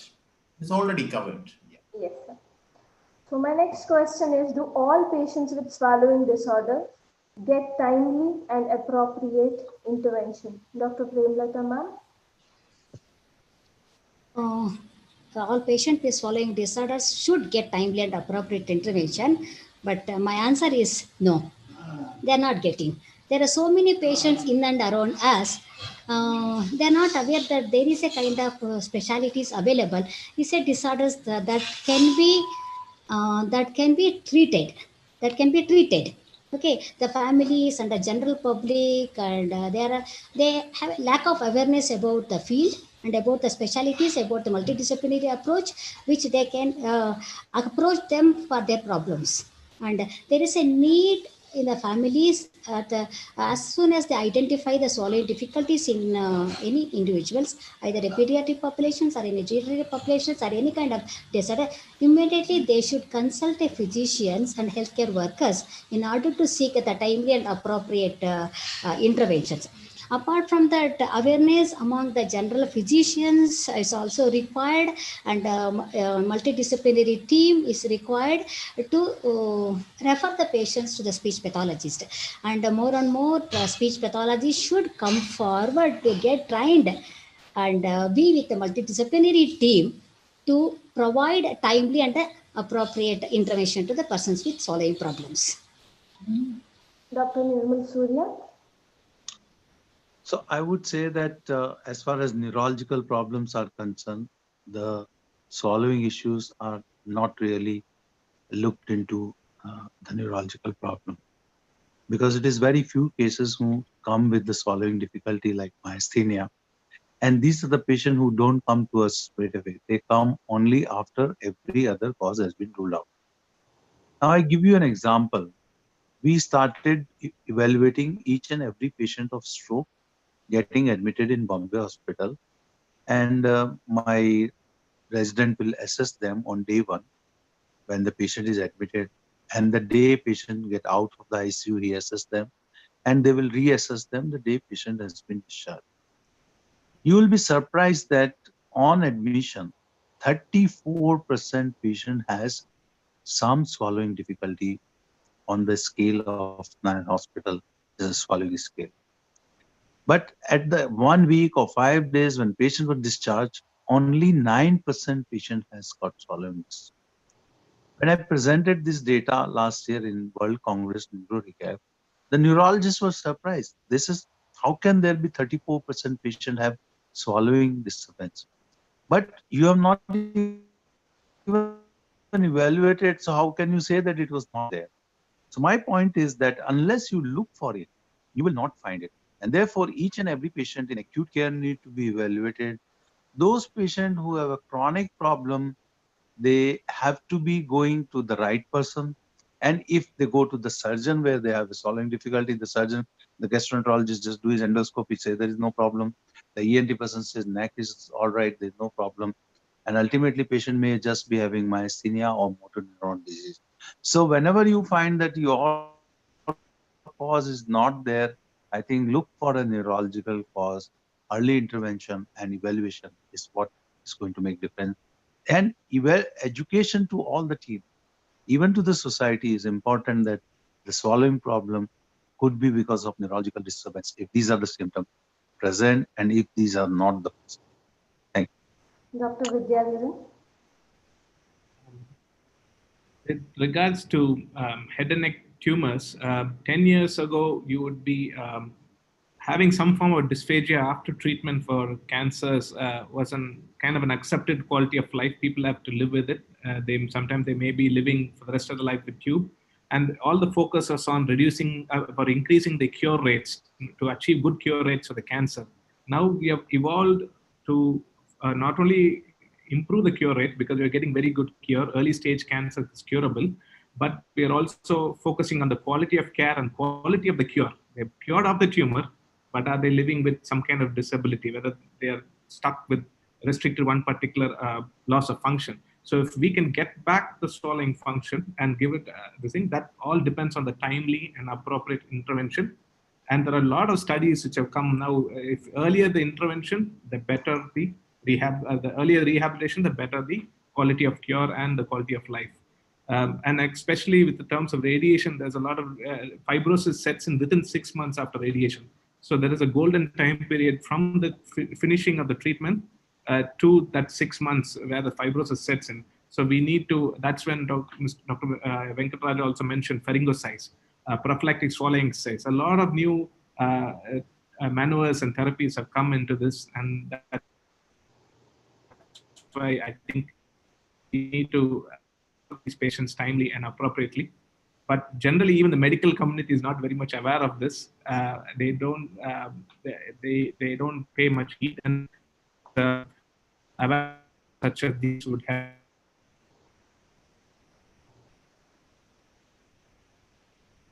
a lot. Yes, sir. Dr. Srimati, what according to you, what do you think? Do they get timely help and appropriate intervention? I don't think they get timely and appropriate intervention because it's not only in the onco or in the neuro, but in because of nuclear families also in the community setting, people are not much aware of the swallowing problems. They just think that they are just coughing or choking, or he's not able to, he's eating too fast or something like that. So as we have to have these community education where the red flags of swallowing difficulties has to be put out there in different disciplines of clinical as well as the community setting. So more and more we are into nuclear families nowadays. So it is in this geriatric population also, and even in post-COVID, dysphagia is very common. So dysphagia is a big thing out there, but we have to work as a multidisciplinary team with the same wavelength, same knowledge, and complement each other's role in the successful outcome of this to address these problems so that we give better quality of life and better nutrition for all these patients as well as the geriatric population. Yes, ma'am. Dr. Jayakumar Menon? Yeah, at present the answer is no. But certainly it is getting better, no doubt about it. Because I myself have seen that, that the interest in swallowing has really gone very high.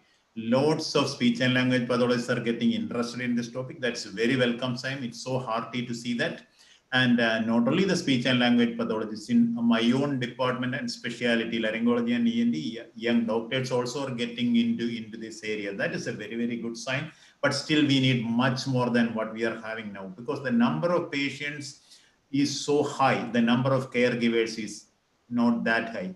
I remember when I was a DLO, when in my initial period of my ENT being referred from Srijitra or Regional Cancer Center with a Riles tube, they say that this Riles tube can be removed. So only thing what we do is that we used to give water.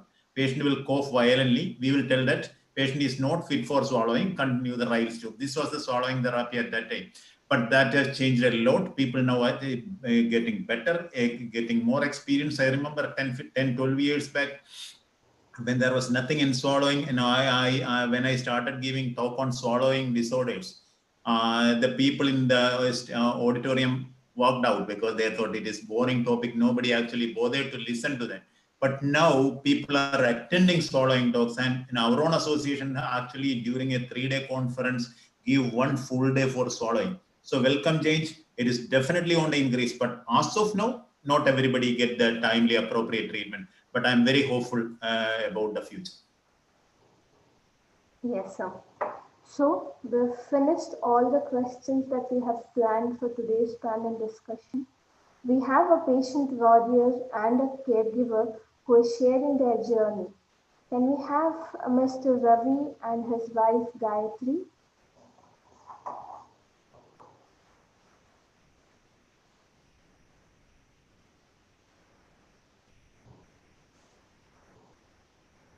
Can you please unmute your mic?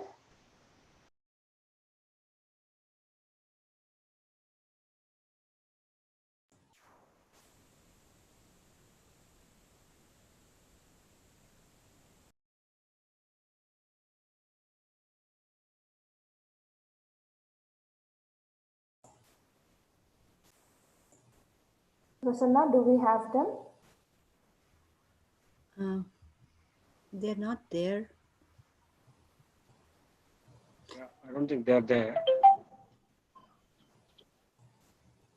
Okay. Meanwhile, we'll try taking the audience question. Prasanna, you can go ahead and ask the panelists questions, which is posted in the chat box.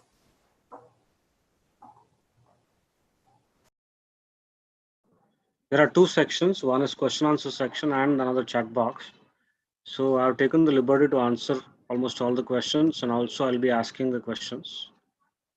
This first question: which exercise improves swallowing? And I would also add one question to it: does exercise improve swallowing? Probably Premlata ma'am can take this question. depends upon what kind of problem you're talking about. If it is a neuro problem, if there is a tongue paresis or a paralysis, I always advise to go for indirect swallowing therapy. There is oromotor exercise. Okay, and if there is a patient with a glassectomy or a mandibulectomy, definitely I like to advise to go for once again the oromotor exercises. That's what we call indirect swallowing therapy.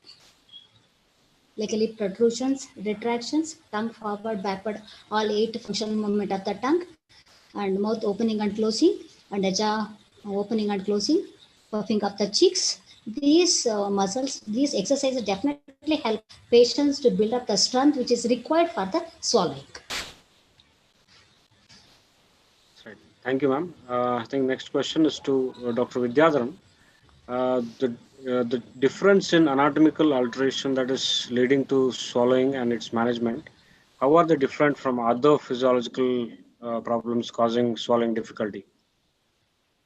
Um, Anatomical alteration would be, I'm assuming they're saying surgery and then some kind of reconstruction, be it whatever trauma or cancer. Yeah. So what happens is when at present reconstruction, when they create a defect of removing one part of anatomy, they try to reconstruct that, and most of the time it's only a skin flap or something to do with skin and fat and some bone, and that doesn't move. That's not actual muscle. So in that situation, we need to use the other remaining working muscles, and that's when compensatory swallowing therapy helps. So I hope that answers the question. Thank you, sir. Next question is to Mansi. What are the techniques to improve pharyngeal phase problem, like only during swallowing? That is, there is no problem in chewing or saliva production or even tongue movements. So, honestly speaking, there is no one cookbook for pharyngeal phase dysphagia. We need to understand what is the physiology which is causing the pharyngeal phase. So, there are multiple functions, like if there is an issue with the hyolaryngeal elevation, or if there is poor cricopharyngeal relaxations, the set of exercises would be different. So we need to understand what physiological problem is causing the pharyngeal phase of swallow. Having said that, there are some set of exercises like giving a good pharyngeal squeeze with effortful swallow, which will help clear the pharyngeal residue. Or if a person is having poor hyolaryngeal elevation, exercises like Shakir's exercise or Mendelssohn's maneuver, this can be helpful to the patients. But again, it has to be individualized. All intervention with respect to dysphagia has to be individualized and understand what is causing the problem. Thank you, Mansi. Next question is to Srimati Madam. Does taking proteins in terms of food style helps in delaying the process of muscle disconditioning in a medical event when compared to other kind of foods? No, it's not just a single macronutrient or anything. We would make sure that he has a balanced diet which gives enough adequate calories, proteins, and also the fats. So it is very important that you have a balanced thing, and not, though the protein, whatever you give should be of the correct biological value, the tolerance and everything, their beliefs, their consistency, what they are having. But it is not a particular macronutrient or a thing that is going to help him have a particular outcome for that. So it is definitely balancing macro and micronutrients is what is going to help them. So I'm going to pick one question from YouTube. So this question is to Dr. Nirmal and as well as Dr. Jakumar Menon. Do you feel dysphagia assessment and rehabilitation should be made mandatory for all neurological and head and neck cancer to screen if persists or get intervened mild, moderate, or any kind of severity? Well, let me answer this first from the neurological point of view. I think for most of the patient, we have been doing that. And over a period of time, more and more neurologists have started realizing. So I think for acute stroke and acute admission, uh, most of the neurologists are now following the protocol of dysphagia associate evaluation. And over a period of time, I think this will become mandatory. It may not be mandatory today because many patients do not have any symptom. So I think that over a period of time, neurologists will take their decision that these are the patients where there should be a mandatory evaluation. Uh, Thank you, sir. Jayakumar, sir. Yeah, definitely. Yeah, I think I fully agree with Dr. Nirmal Surya. We have to, not only in neurology, but also in head and neck surgery. Vidyadharan actually highlighted that because all these patients have got problem, unless sometimes they may not tell, but vast majority have that. So it is very good to have a regular team. Actually, that kind of a plan. We actually take a swallowing rounds, dysphagia rounds, and we fancy to call it as diet. That is dysphagia intervention and evaluation team. So that contains a ENT surgeon or a laryngologist, a swallowing pathologist, and a nurse who is actually trained in that. So that's actually a very good idea. So that we will pick up a lot of cases. You will prevent lot of problem like Vidyadharan highlighted about the radiotherapy issue. And if you lose that golden period, that is gone. Then the swallowing become very difficult. So I think every patient who has got the potential to develop a swallowing problem should be seen irrespective of the fact whether they have the symptom at that time. Okay. Thank you, sir. There is a continuous question for you, Dr. Menon. How GERD affects swallowing? GRD really doesn't affect swallowing much. They will, so most of them will say that, I have got a sensation of lump in the throat. I will put it the other way around. When you start planning a swallowing clinic, it is the GRD patient help you survive because they will bring the revenue. A lot of these patients will be there. They have got this swallowing condition, a sensation of lump in the throat. Most of them actually want to make sure that they don't have cancer. So GRD as such creating a real swallowing issue is very, very, very unlikely, unless of course they have got something like a very bad hiatus hernia or something like that. Usually their symptom will be sensation of lump in the throat, which we used to call the globus syndrome. But before branding them globus, it is very important that you are actually not missing something in the lower esophagus. But it is well known that some of the lower esophagus pathology can present as sensation of globus, and it may be wrongly diagnosed as GERD.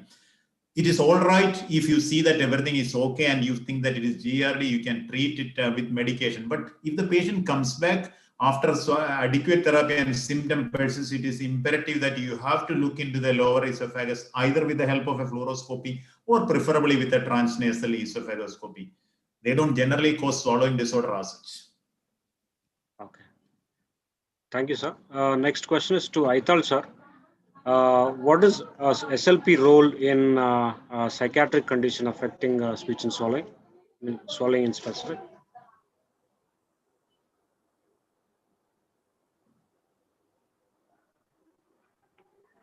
Yeah, I think I would say rather than my role, it should be a psychologist role. But definitely, we need to understand the certain basic aspects like motivation and emotional disturbance what the patient is going through, and the family support.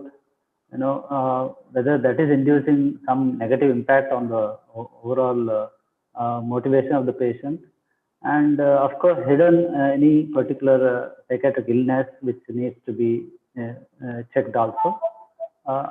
And sometimes it might be overlapping with the other neurological conditions. So that's also needed to be attended. So definitely it is more challenging when it comes to all other associated issues, whether it is psychological or other kind of cognitive illness. Okay. So in connection to that, if Nirmal sir can give inputs on psychiatric illnesses causing swallowing problems.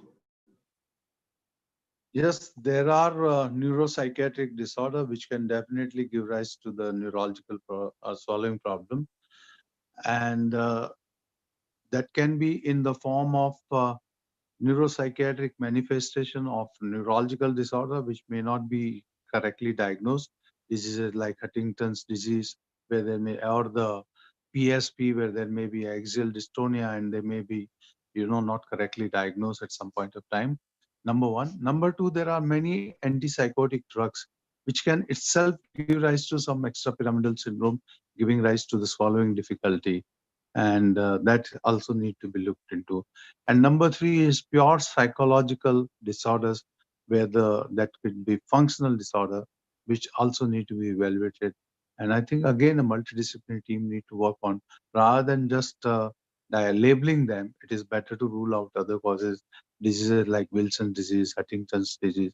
They need to be looked into. Okay. Thank you, sir. This next question is to Mansi. Can a patient exhibit swallowing difficulty for solids but not for liquids, or vice versa? Any case Yes, scenarios? yes, definitely. So we have seen cases like, especially in cases who have an oncogenic basis, they would prefer a liquid diet as compared to a neurogenic patient who would be more comfortable with a solid diet. Also, we see that patients who have an esophageal origin, like who have strictures or who have stenosis, for them liquid diet is much more easier to swallow as compared to solids. They may feel more choking or more coughing, or they may feel a global sensation after they have swallowed pureed food or solid diet. So definitely, a patient could have ease of swallow for a specific consistency, and a specific consistency can definitely be more difficult. We need to understand what is the physiology which is causing that specific consistency to go or to be pushed in a very, very difficult fashion for this patient.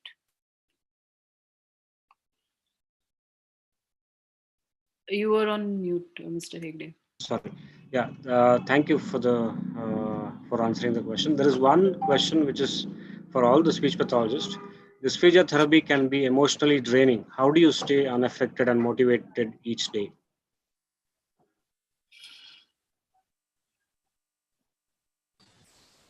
I think we start with Premlata ma'am. Yes, I do agree that it's a dysphagia therapy is very emotionally very draining. Uh, Once again, it depends upon the severity of the dysphagia.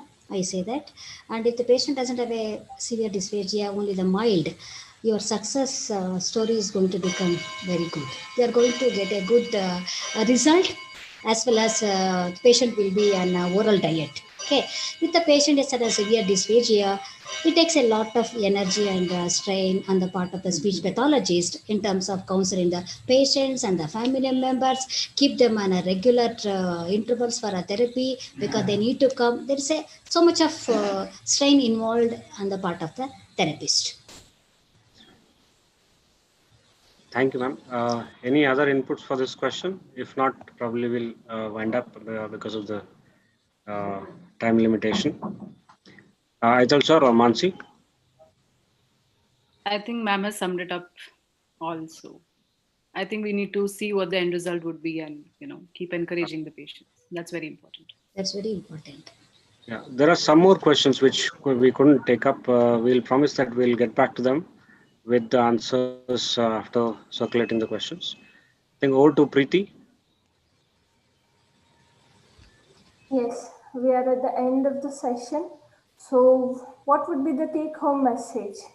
The take home message will be we are a multidisciplinary team. We have to have many more specialists coming in with immense experience and training. Patients are our priority, so there are many symptoms which they'll have to look for red flags. There are some of the duties from our side, from we professionals who will have to help these patients. So let us watch out for what are the red flags. Let us do the timely referrals and timely interventions. Let us make a difference in their life, and quality of life is very, very important as we all relish food, because anything that we think of a celebration or a good time, it is always food, and it's always the family and a get together where people sit and eat.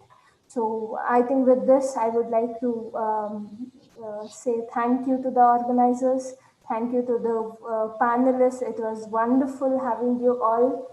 Thank you. Over to you, ma'am. Meenakshi, ma'am. Thank you, Preeti. Thank you, Prasanna. You were real good moderators, and I would like to thank the entire esteemed panelists for making this subject so look so simple. And sitting here listening to this, even I was thinking I want to venture into this particular aspect and learn more about it. So I'm sure many of our young professionals would have also be thinking about that. And I'm also sure that many of our attendees also would have benefited a lot. You really made it simple and interactive, and I mean, I just didn't feel the time was over. So thank you all so much. Naika sir, over to you for closing remarks. Good evening, all. As we understand, all the medical specialties today have recognized the role of specialists, a speech language pathologist, in managing the swallowing problem. As swallowing rehab is gaining a lot of importance in this era, more and more SLPs would work with the multidisciplinary team to improve swallowing conditions and quality of life. I thank all the multidisciplinary experts in the panel for the wonderful discussion and for giving better swallowing experience to people who face bitter swallowing challenges. As far as my knowledge goes, with so many years of experience in the field, Vidya Raghavan sir and Dr. Premlata are considered as pioneers in the field of swallowing rehabilitation. When I studied, no, uh, 35 years ago, there was not even mention of swallowing in the syllabus, if I remember. My memory is correct. I thank Dr. Premlata for being part of today's discussion. I also thank the moderators, Ms. Preeti Shetty and Mr. Prasanna Hegde for their wonderful job. Thanks Dr. Vidyanathan, Dr. Nirmal Surya and Dr. Jay Kumar, Dr. Srimati, Dr. Premlata, Dr. Venkatraj Daital, and Ms. Mansi. Thank you all and good night. Thank you. Thank you. Thank you, sir. Thank you. Thank you, everybody.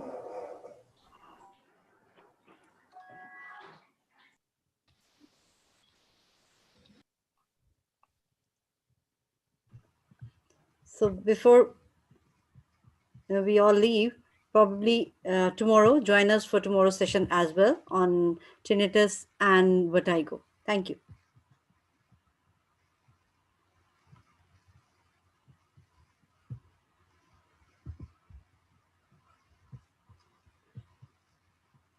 Yeah, Anil, you can